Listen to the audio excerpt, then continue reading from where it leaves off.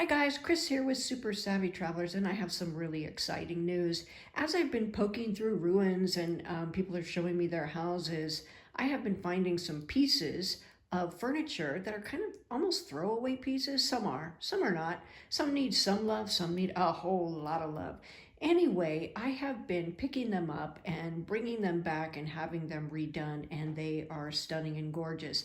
Now, the interesting thing is that my warehouse that I just bought used to be a furniture making place. The bottom part, they made the furniture, and the top was actually a showroom. So I'm starting to amass quite a lot of furniture in the showroom area. It looks like my dream of adding restored and repurposed furniture to all the services that we supply here in Santa Domenica, Talao is coming true. These are just a few of the pieces that I have. I've got some more coming. Stay tuned and let me know if you want anything. See ya.